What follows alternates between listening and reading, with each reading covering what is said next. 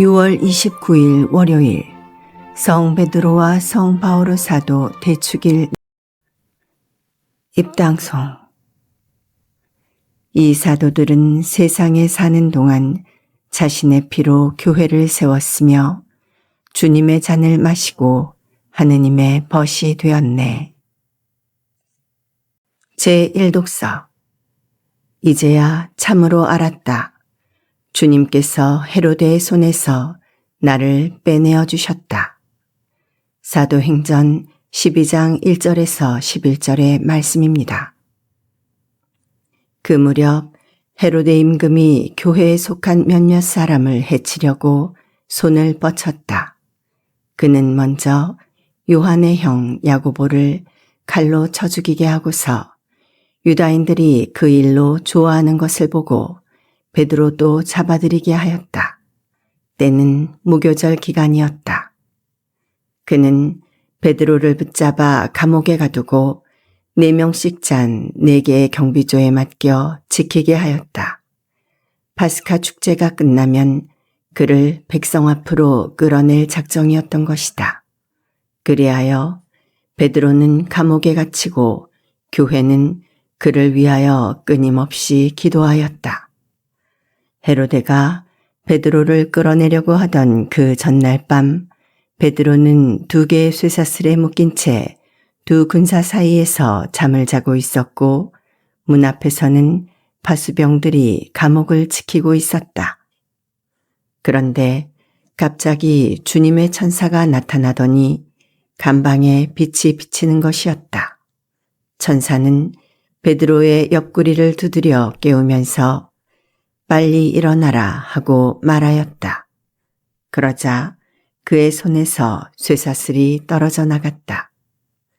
천사가 베드로에게 허리띠를 메고 신을 신어라 하고 이르니 베드로가 그렇게 하였다. 천사가 또 베드로에게 겉옷을 입고 나를 따라라 하고 말하였다. 베드로는 따라 나가면서도 천사가 일으키는 그 일이 실제인 줄 모르고 환시를 보는 것이려니 생각하였다.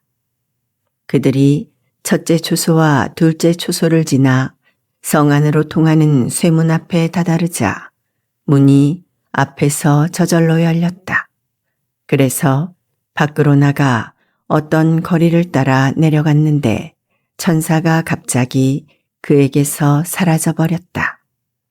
그제야 베드로가 정신이 들어 이렇게 말하였다. 이제야 참으로 알았다. 주님께서 당신의 천사를 보내시어 헤로데의 손에서 유다 백성이 바라던 그 모든 것에서 나를 빼내어 주셨다. 주님의 말씀입니다. 하느님 감사합니다. 화답송. 주님은 온갖 두려움에서 나를 구하셨네. 나 언제나 주님을 찬미하리니 내 입에 늘 찬양이 있으리라. 내 영혼 주님을 자랑하리니 가난한 이는 듣고 기뻐하여라. 주님은 온갖 두려움에서 나를 구하셨네. 나와 함께 주님을 칭송하여라. 우리 모두 그 이름 높이 기리자. 주님을 찾았더니 응답하시고 온갖 두려움에서 나를 구하셨네. 주님은 온갖 두려움에서 나를 구하셨네. 주님을 바라보아라. 기쁨이 넘치고 너희 얼굴에는 부끄러움이 없으리라. 가련하니 부르짖자 주님이 들으시어 그 모든 곤경에서 구원해 주셨네. 주님은 온갖 두려움에서 나를 구하셨네. 주님을 경외하는 이들 그 둘레에 그분의 천사가 진을 치고 구출해 주네. 주님이 얼마나 좋으신지 너희는 맛보고 깨달아라. 행복하여라. 그분께 몸을 숨기는 사람. 주님은 온갖 두려움에서 나를 구하셨네. 제2독서. 이제는 의로움의 화관이 나를 위하여 마련되어 있습니다. 사도 바오로의 디모테오 2서 4장 6절에서 8절, 17절에서 18절의 말씀입니다. 사랑하는 그대여, 나는 이미 하느님께 올리는 포도주로 바쳐지고 있습니다. 내가 이 세상을 떠날 때가 다가온 것입니다. 나는 훌륭히 싸웠고 달릴 길을 다 달렸으며 믿음을 지켰습니다. 이제는 의로움의 화관이 나를 위하여 마련되어 있습니다. 의로운 심판관이신 주님께서 그날에 그것을 나에게 주실 것입니다. 나만이 아니라 그분께서 나타나시기를 애타게 기다린 모든 사람에게도 주실 것입니다. 주님께서는 내 곁에 계시면서 나를 굳세게 해주셨습니다. 나를 통하여 복음 선포가 완수되고 모든 민족들이 그것을 듣게 하시려는 것이었습니다. 그리고 나는 사자의 입에서 구출되었습니다. 주님께서는 앞으로도 나를 모든 악행에서 구출하시고 하늘에 있는 당신 나라에 들어갈 수 있게 구원해 주실 것입니다. 그분께 영광이 영원 무궁하기를 빕니다. 아멘. 주님의 말씀입니다. 하느님 감사합니다. 복음 환호송. 알렐루야. 너는 베드로이다. 내가 이 반석 위에 내 교회를 세우리니 저승의 세력도 교회를 이기지 못하리라. 알렐루야. 복음. 너는 베드로이다. 나는 너에게 하늘나라의 열쇠를 주겠다. 마테오가 전한 거룩한 복음 16장 13절에서 19절입니다. 예수님께서 카이사리아 필리피 지방에 다다르시자 제자들에게 사람의 아들을 누구라고들 하느냐 하고 물으셨다. 제자들이 대답하였다.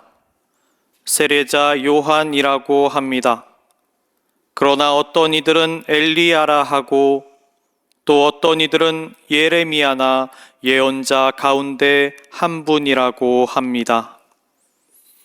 예수님께서 그러면 너희는 나를 누구라고 하느냐 하고 물으시자 시몬 베드로가 스승님은 살아계신 하느님의 아드님 그리스도이십니다 하고 대답하였다.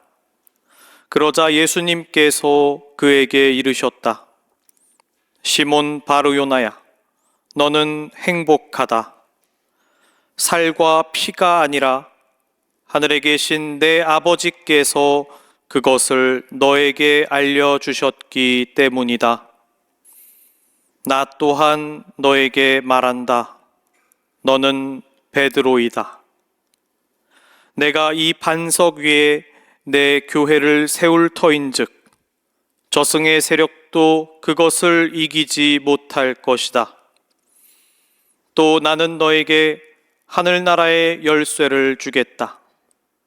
그러니 네가 무엇이든지 땅에서 매면 하늘에서도 매일 것이고 네가 무엇이든지 땅에서 풀면 하늘에서도 풀릴 것이다. 주님의 말씀입니다. 그리스도님 찬미합니다. 찬미 예수님, 찬미 예수님. 반갑습니다. 저는 의정북교구 의정부 주교자 성당의 부주임 신부로 있는 오정석 라이문도라고 합니다. 방송을 통해서 TV를 통해서 유튜브를 통해서 시청하고 계신 여기 모든 교우 여러분의 영육간의 건강을 위해서 이 미사 중에 함께 기도하겠습니다. 오늘 우리 교회의 두 기둥인 성 베드로와 성 바오로 사도의 대축일입니다. 작년 6월 29일에 레오 14세 교황님께서는 대축일 미사 강론을 하시며 두 사도에 대해 이렇게 표현하십니다. 서로 다른 길을 걸었고 서로 다른 생각을 품었으며 때로는 복음적 진솔함으로 맞서고 충돌하기까지 했지만 이 차이가 사도들의 일치를 가로막진 못했습니다. 베드로 사도와 바오로 사도는 실제로 공통점보다는 차이점이 더 많아 보입니다. 베드로 사도는 어부였고 유다인의 본토인 팔레스티나 사람이었지만 바오로 사도는 바리사이였고 이방 문화의 중심지였던 타르수스 출생이었으며 태생 로마 시민이었습니다. 베드로 사도는 예수님과 함께 갈릴레아와 예루살렘을 누비며 유다인들을 대상으로 선교 활동을 하였고 바오로 사도는 생전에 예수님을 한 번도 보지 못한 채 외국을 떠돌며 이방인들에게 복음을 전파하였습니다. 두 사도는 서로 다른 생각으로 갈등을 겪었습니다. 이른바 안티오키아 사건으로 예루살렘 사도회의 후에 베드로 사도가 안티오키아 교회에 방문했을 때 유다인과 이방인이 함께 식사를 하는 모습을 보면서 그도 이 식사 자리에 함께합니다. 그러나 예루살렘 교회의 일부 유다인들이 베드로가 율법을 어겼다는 이유로 그를 질책합니다. 그리고 베드로는 그 이후에 이방인 교우들과의 식사를 사양하기에 이릅니다. 이때 바오로는 안티오키아 교회의 교우들 앞에서 공공연히 베드로의 잘못을 꾸짖고 이방인 그리스도인들은 율법을 지킬 필요가 없다는 사도회의의 규정을 들며 교회 일치를 전개합니다.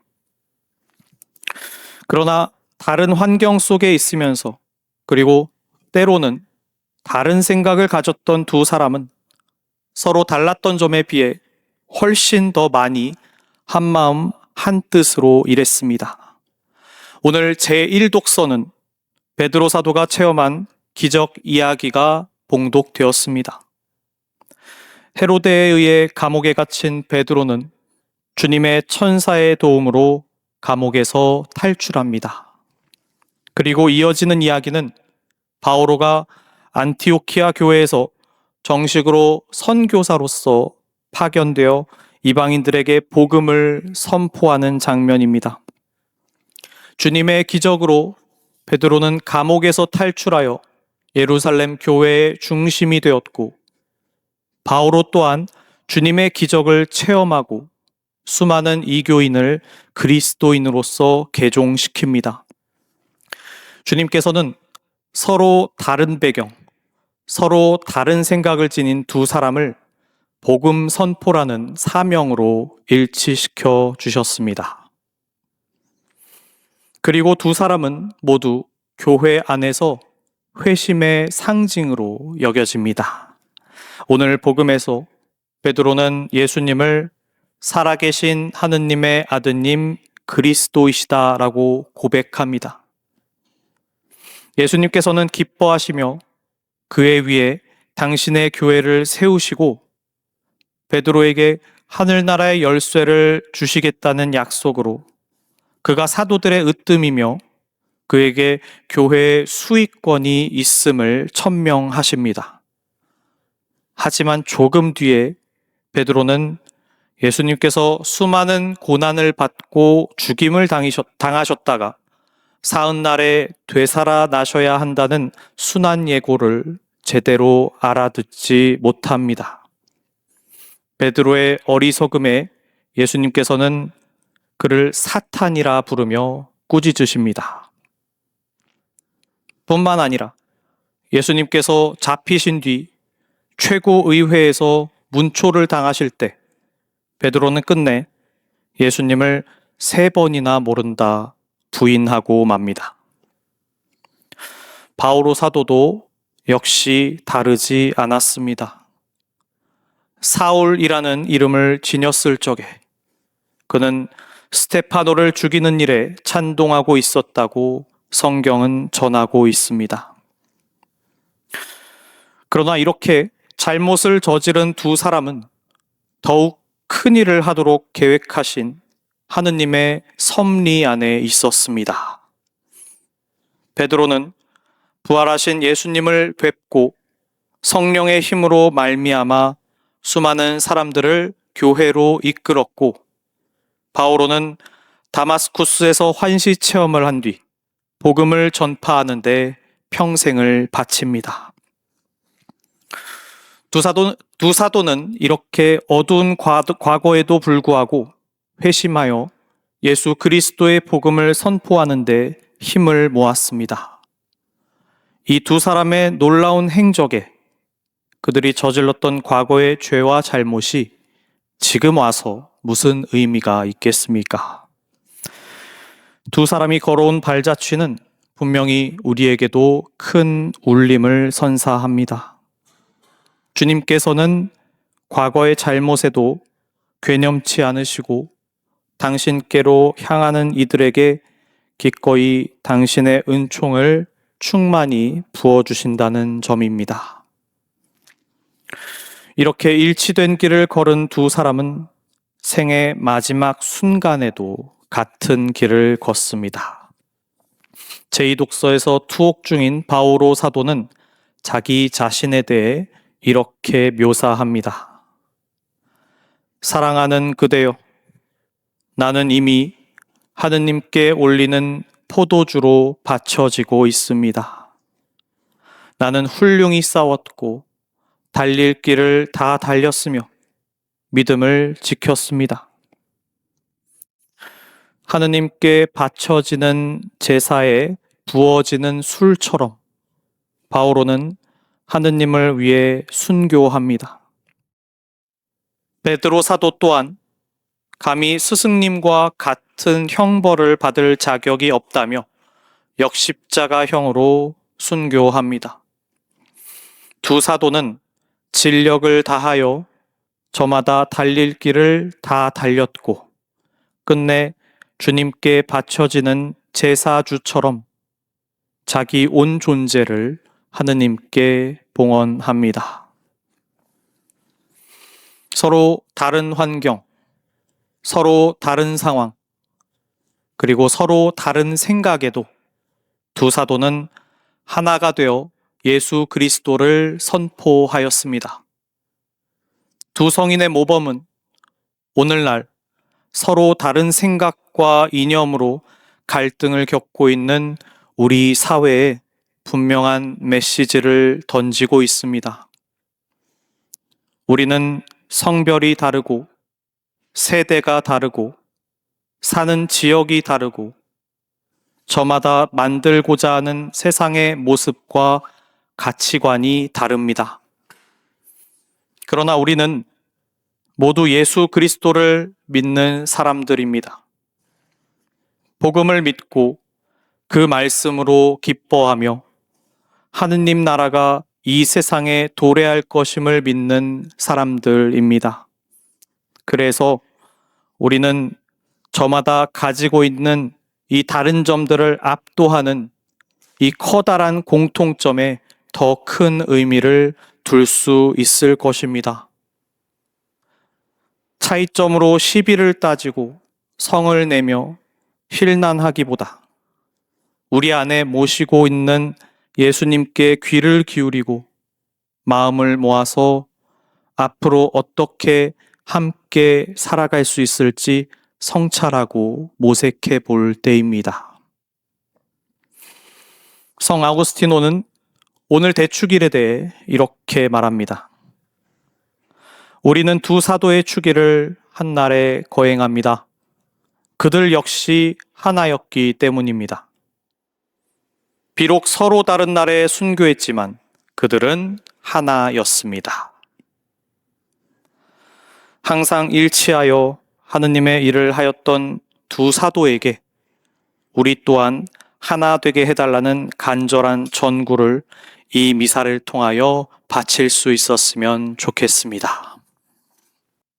성부와 성자와 성령의 이름으로 아멘.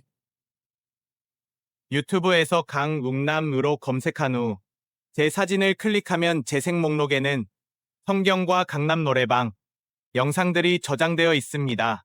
재생 목록에서 시청하여 주세요. 구독 부탁합니다.